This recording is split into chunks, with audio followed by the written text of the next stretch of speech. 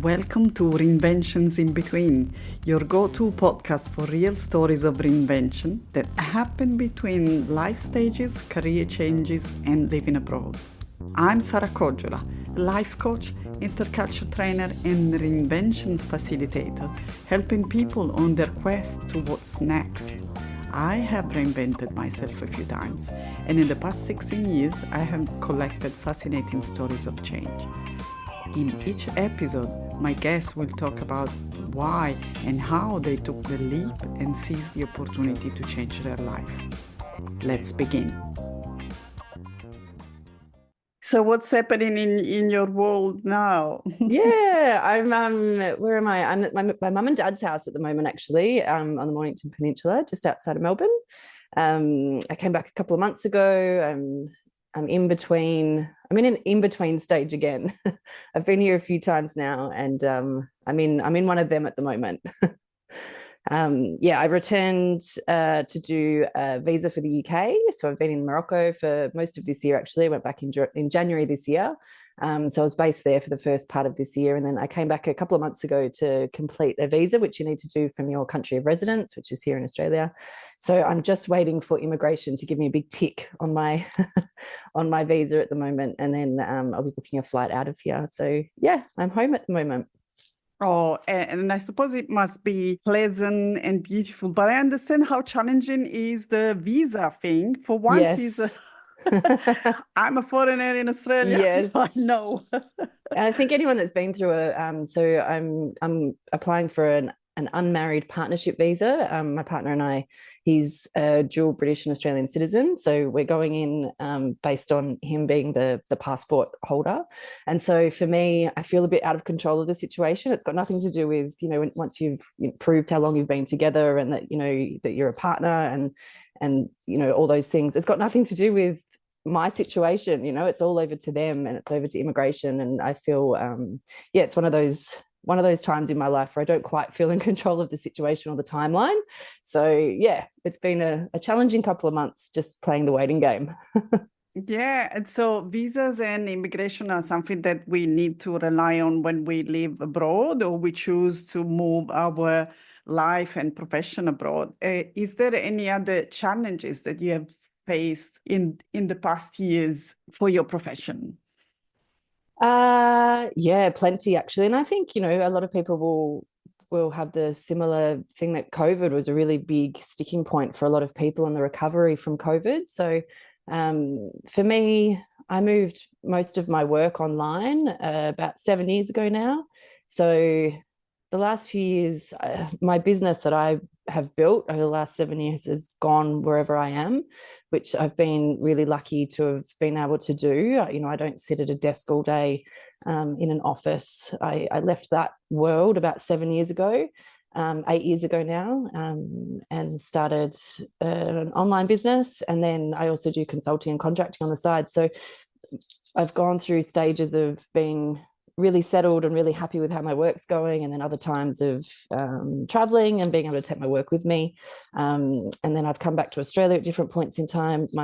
My online business that I have, I've opened shops and showrooms for, so I've taken them offline and taken them into the real world for a certain point in time. So yeah, the last few years has been a bit of a roller coaster, actually. I think anyone that's had a business or has even been navigating career challenges over the last few years. I think the recovery from COVID has been a big thing, and the last couple of years of the economy bouncing back out of COVID, and there's been some pretty big changes in the world.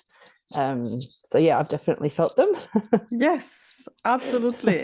It has been impacting everyone. And I wanted to follow what you just said. One of the goals of this podcast is really to highlight both the challenges and the opportunities. I don't want to make an all pink picture of reinventions or changing career, because it's not true. Behind the scene, there are very difficult times and processes to get to where everyone is at in the present. So you were talking about the up and downs, exactly, and the challenges of being a solopreneur. What's the difference between your previous career and how is it now? It's interesting because same industry, but very different with what I do day to day, I guess. So previously I worked in big corporate retail, big brands, and in marketing and in retail. So big brands means big teams. Obviously, it's a big shift from having all the resources in front of you, all the budget in front of you, executive teams and people to work with, to work on strategy and rolling out big projects. And so once you've flipped into your own business, I think once you've worked in these big organizations, you have these big ideas of where you'd like to take your business or your brand or and what you think is possible. And then you get stuck into it and you're like, oh, every little bit of money you spend is your own. Every bit of time you spend on things is your own. You don't have people to do things. Of course, you can hire freelancers and you can hire staff to do things, but they're not going to be at the level of people and team and staff that you've worked with in the past. So I think that's been in the first couple of years of building a business, I think that was the most challenging of what is actually possible versus what I'd really like to do. And I think, and this is the benefit also of leaving big corporate businesses and the clunkiness of big organizations. You've, instead of being really narrow-minded on particular strategies or on particular activities that you're doing, you're kind of doing a bit of everything, which is great if it's all working towards the same thing, but you also get tied up in a lot of bureaucracy, I think. So once you're in your own brand or business, you have that opportunity to really narrow in on what it is that you want to be doing and flexing between the things that are working and not working. If you're working by yourself, if something's not working, you can stop it really quickly and you can move into a different direction. You can dial things up, you can dial things down. So it's been trial and error for me over the last few years, and obviously getting involved with other business groups and other people that are on the same page as you, that are building things, and other entrepreneurs and other people that are in business is really important to be around that mindset, because it's a really different mindset to being in big organizations. But in the same breath, I will say I have loved keeping big organizations almost as my side project to my business, rather than the other way around. So staying connected in with what's happening. And I think, everybody's got these skills that they can offer big businesses, whether it's in consulting or contracting, just to keep that company culture and big business mentality still happening while I've been working on my business, which has been really important for me, both mentally and financially, actually. Yeah. One of the things that I always suggest when doing this type of shift, because even basically changing the working hours from when you go into office and then you come back home, and when you're working for yourself, it's always at home and there's no clock. You just work around the clock. So there are a few things that are difficult to change when you shift that role from working for corporate or as a solopreneur. And especially, as you mentioned, as a solopreneur, you have to cover many roles every day, and it can be very tough at the beginning, and people can get discouraged. But you mentioned the community, which is very important, to surround yourself with other people that are in the same situation and maybe in the same entrepreneur community. What's for you a great resource? Did it help you? Would you recommend anyone who is starting business on their own to connect? Absolutely. But what I would say is there's a certain point where, yes, this is extremely beneficial, getting amongst other people, going to meetups, getting onto online forums, going into communities. And I've done different versions of this over the years. And then there's times when I just don't need it at all, because I just need to be concentrating on what I'm doing. Because I think, and it's the same with people that read lots of business books, you can read so much, but unless you're actually taking the information and actually doing something with it, then you're just kind of filling your brain with everybody else's ideas and what everyone else is doing, and then you start comparing yourself to what other people are doing. So I think it's in moderation.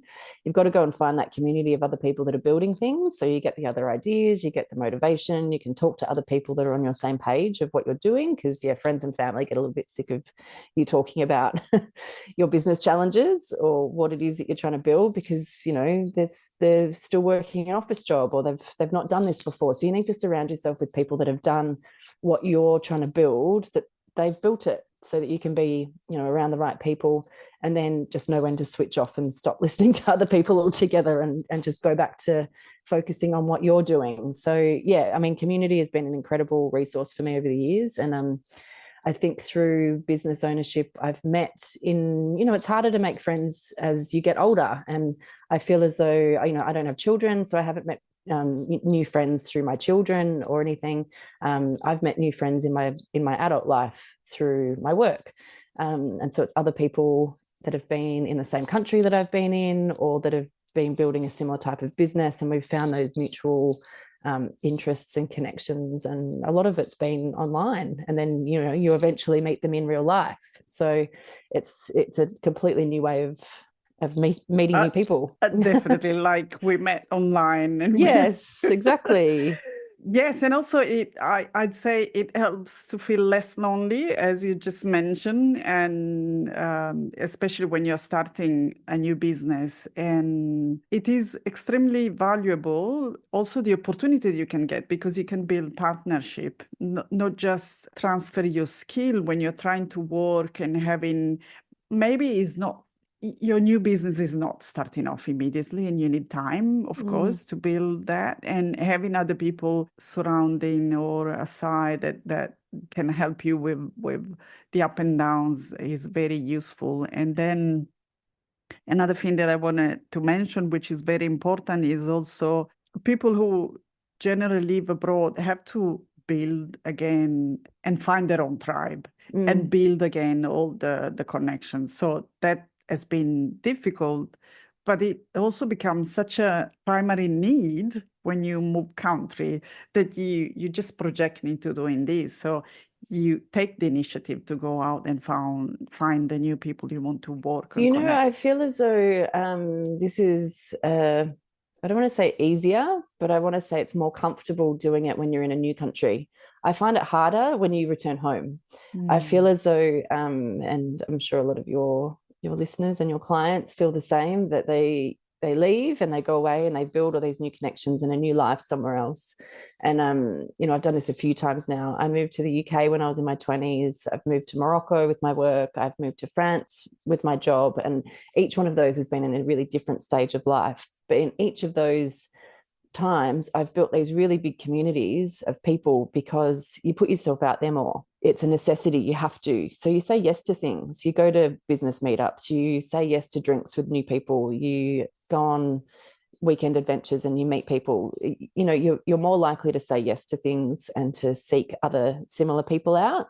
And then I feel as though it's the coming home part that is the hard part of keeping that same energy, meeting new people and getting outside of your comfort zone, because you do fall back into hanging out with your family, which is beautiful, of course, spending family time and, seeing old friends, but you're not as adventurous as maybe what you are as when you're in a new country. So I think, well, I'm a bit of an extrovert as well. So, I'm sure it's quite different for people that would prefer to be introverted at home, but that whole getting out and walking and meeting people and speaking to people and just talking to random people that you wouldn't usually come into contact with in your usual life, I think is the most beautiful part of moving to somewhere else. And, of course, having friends from all over the world is just this incredible way to expand your mind and your group and your friendship group and your connections. And I think that's been the most beautiful part, actually, of all these moves that I've done throughout the years, of the connections to people and to places that remain. And, you follow each other. Social media is an incredible thing now. When I first moved to the UK in my 20s, there was no social media, and that makes me feel really old. And I'm quite nostalgic for that time, actually, because, you just met people in real life. And I remember starting my Hotmail account and just letting everyone know back in Australia what I was up to over an email. And it just seems like such a long time ago now. But, the world has changed. Social media makes it so much easier to get in touch with people and stay in touch with people and see what people are up to. So, yeah, I think there's definitely plenty of avenues for meeting new people. I agree. And this translates as well into personal skills or soft skills, if you would say, that you normally wouldn't build or grow if you were always in the same position, in the same company, in the same country throughout your life. So I think this is genuinely, definitely a plus that people who live across cultures might gain. I wanted to go back to what was important for you in these reinvention or these project change, shift, why you decided to start your own project and what value did you honor in doing this? It's interesting, and I think anyone that's moved countries and had different career changes probably looks at their life in different sections. And I'd been through quite a bit of change in my personal life. I'd had a marriage breakdown, and I'd moved with my job. I'd been part of the big retail industry for around 15 years. I was just feeling a need for a big change in my life. So when I started my business, so much of my personal reinvention went into me starting this new business. It wasn't just about me making a new job for myself or a way to make money. It genuinely was. I wanted to build a business around a different lifestyle that I wanted to live. So I was living in France at the time. I was working in the surf industry. You know, I had a great job. It wasn't that I needed to do something completely different. I just personally needed something different. And so I built something around wanting to travel more, wanting to have a little bit more freedom of my location, being able to be back at home when I wanted to. I think my dad, from memory, was going through prostate cancer at the time. And, you know, those types of things that start coming into your life of wanting to be here, but needing to be there. And so I built a business around that flexibility. And it's just interesting how the last few years have played out with coming back to Australia during COVID. For me, that was unexpected. And I know a lot of people got stuck in this situation where I don't want to say I was stuck here because, you know, I was in my home country and I was lucky, but I only came back for 2 weeks and then, you know, the borders shut and, you know, we went into lockdowns for nearly 2 years. And so I was lucky in a sense that I was back here in Australia, but also the mental gymnastics that you go through to have to reinvent in these situations that you didn't plan for. And so once COVID finished and I moved the business back over to Morocco again, and then I came back to Australia and opened a shop back here in Australia, it's just been, when I say the business has moved with me over the last few years, that gymnastics of how to take a business with you. And I think there's merit actually in them. And we were talking about this before we jumped on this call together, of having the expectations of what a new business or what your profession is now can be quite different to what your corporate career or what your career previously was. Those expectations of how big it needs to be or how impactful it needs to be. And I think we're all quite hard on ourselves that, you know, we've worked for big brands or big organizations where you hold these positions where, you know, you can achieve a lot with a big team and a big organization. Once you're in a small company, not all brands are meant to scale very big. And so we have these big expectations of ourselves that it needs to be the best this or the greatest that, or it needs to make us a certain amount of money based on, you know, previous salaries and those types of things. And I think once you take that pressure off, things become a lot more enjoyable. Rather than putting the pressure on yourself. And, you know, when you do work for yourself, I think that's one of the pitfalls. We wouldn't be very good business owners if we weren't hard on ourselves. You've got to be constantly reinventing, you've got to be constantly working out what's working and what's not working. So I think that's been, back to your original question of what's been, you know, the challenging things about that reinvention. I think it's a constant reinvention. It's not just one. It's a constant reinvention. Adapting. Yeah, definitely. Adapting and innovating. And we saw innovation, how important it was, especially during the pandemic, and how everyone had to pivot into different contexts that they weren't prepared for. And that was the biggest exercise for both personal and corporate or big businesses as well. And I found that fascinating, but it was also difficult financially for many of them. But nevertheless, it was a big exercise to just even think out of the box. It was like, I can think of Uber with empty cabs or taxis. And Uber was the one who, here in Australia, was offering delivery of items and goods. Because everyone was ordering from home, and the Australian Post was coping with huge amount of boxes to deliver, and everyone was slowing down. So that was very innovation applied to a business model. Even the fact that we're on Zoom at the moment, Zoom was one of the biggest, I think corporates might have used it before and on business meetings or whatever, but suddenly everyone was using it to talk to family. So it actually opened the world up a lot as well. But yeah, there was definitely a lot of companies that were ready to roll once we all got locked down. Yeah, absolutely. Two questions that I can combine. What's your biggest learning from shifts in career? And if you could write a message in a bottle to your younger self? Oh, that's a tricky one. I think I touched on it before. Biggest lesson, not all businesses are meant to scale. And I really firmly believe this. I've at different times invested too heavily in a business that I probably shouldn't have. There's a certain level that I'm comfortable with where I can work for myself. I don't have too many overheads, like a shop lease, for example, which I've done a few times now.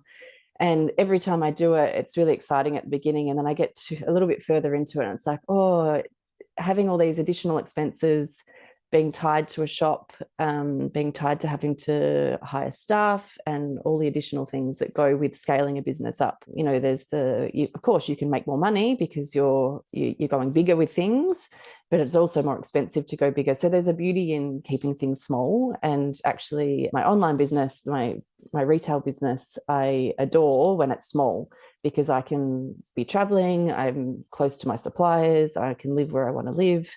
I can personally talk to all of my customers. I don't have to automate things as much. And it's a much more enjoyable business for me. And those times over the last 8 years where I have invested too heavily or tried to scale it up, it hasn't made me happy, and it hasn't made me more money because, it balances things out. So I would probably give myself that advice a few years ago to keep things at a manageable level. That would be my advice to myself 8 years ago. I'm actually just in the process of winding things back again because I'm about to do another move. So I've shrunk the business right down to a really manageable level now.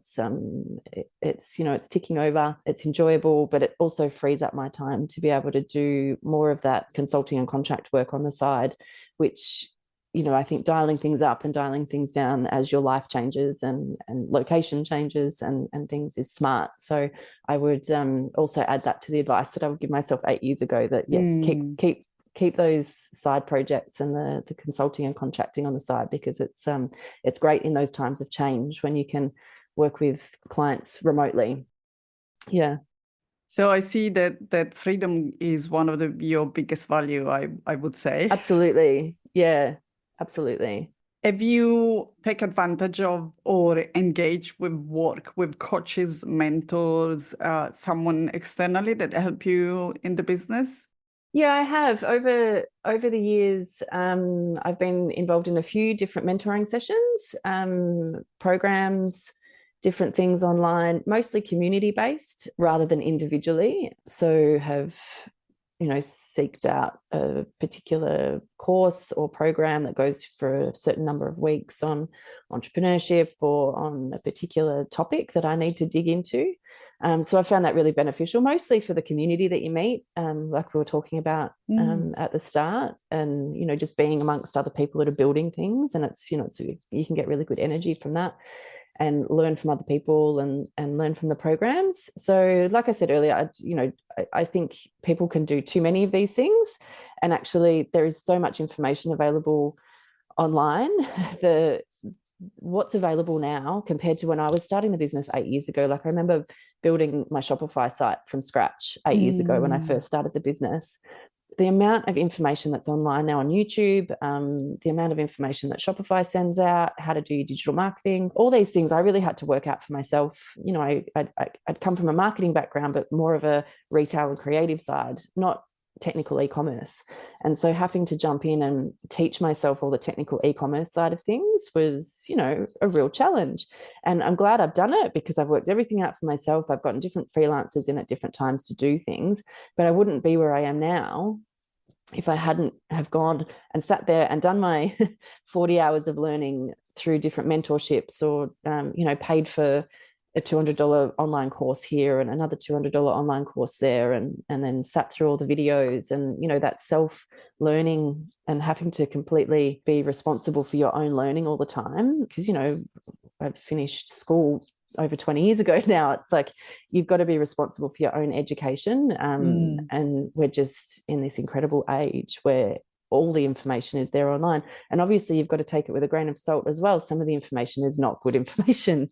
And so you've got to get good at sorting through what's the good information and what's the bad information. But that's, there's a lot of people out there charging a lot of money for courses that aren't worth what people are charging for them. There's a lot of it now. So you've just got to be really careful with what you're looking into. But yeah, absolutely. The mentoring side of things, community mentoring, group mentoring has been great. I've never gone down the path of specifically getting one mentor or one coach, because I feel like I've built those types of people into my life, friends, ex-colleagues, other people that I've worked with that I do call if I need to ask for some advice on something or to nut through an idea or yeah. That's great. One of the advice that I always give is try to reach out and engage in conversation with colleagues and friends, and more resources are coming out, just talking with others. And that's a good way to progress instead of just worrying, sitting at your desk and worrying about how can I do this and I can't. The more you reach out and put the information out there, you always find a way to connect the dots, and the information comes back to you in a different way. And I think there's the saying of, having a bias for action is really important, because you can sit there and you can suck in too much information and it goes nowhere. You have to be putting things into action every day. So if there's something that's not working in the business, you take action on it the next day. It may or may not work out, but at least you know if it's going to work out or not, instead of sitting there stewing on it and thinking about it for too long, buying another course, listening to another podcast, all those things. It's like, no, just make the action. Did it work? Did it not work? Move on. And so I think, going back to what's the message of the bottle, it's just taking small actions every day to get towards what you're trying to build, and being good at recognizing when things are not working. And if you've spent too much money on things, or it's not bringing in the results that you want, or it's not making you happy, you've got to know when to switch it off. And sometimes other people can't tell you that stuff. That's the stuff you've got to work out for yourself. Thank you for this amazing tip for the listener that want to embark in something different in their life. I have a tradition in closing the episode. I don't know if you paid attention with listening to the past ones. What was your sliding door moment, if you had one? Oh no, I have a recent one. Well, I'm going to say COVID, because it did really change a huge trajectory, I guess, of my path over the last few years. I arrived back into Melbourne on a 2-week trip. I ended up staying here for 4 years, which was not the plan. I was living in Morocco before that. So I had a house over there that I packed up and, all those things. So life would have been very different if COVID didn't happen, as for a lot of people. But I also met my partner when I was back here. And so he was also stuck back here. He'd been living in the UK for many years. And we ended up doing all of the lockdowns in Australia together as a very new couple. Oh, wow. So it's changed the last few years of my life. And, the fact that we did that together, we stayed in Melbourne. I opened a shop. He was working. But it's only recently that we've decided that we're relocating to the UK together, because he's a British citizen. So yeah, that was definitely something that, of all the things that happened during COVID, it was, a really beautiful part of my life over the last few years as well, that has changed what's going to happen next. So great. That's the sliding door moment. Totally. Imagine you would stay in Morocco instead of coming back home. Exactly. Who knows what life would look like now? It would look very different to what it looks like now. It's just it's just different, and these things can happen. Fascinating. Yeah. Do you want to tell the listener where they can find you? Sure. Yeah, my online brand is called Nouvelle Nomad. So nouvellenomad.com. And then my consulting website is just bridgetjohn.com.au. Perfect. That was great. I had an amazing time listening to your story. Thanks so much, Sarah. Thank you. It was packed with tiny gems, insights, and lots of reflection. And I don't hope, because I'm sure that everyone who listens can relate and find inspiration and be encouraged in starting something new. Thank you so much. And everyone who wants to support the podcast or Bridget work, you can go send an email, get in touch with her, and subscribe to the podcast if you want to listen to 4 more episodes. It's a great podcast. Thanks for producing it. It's been a good listen. Thank you. Thank you so much. Thank you for listening. Now, I want to hear from you. What's your number one takeaway from my conversation with my guest? We would love to hear your comments. You'll find all the links in the show notes. If you're curious about reinvention, go download my free guide, Your First Steps. Don't forget to hit subscribe so you'll never miss the opportunity to spark curiosity and get inspired on how you can navigate change in your own life.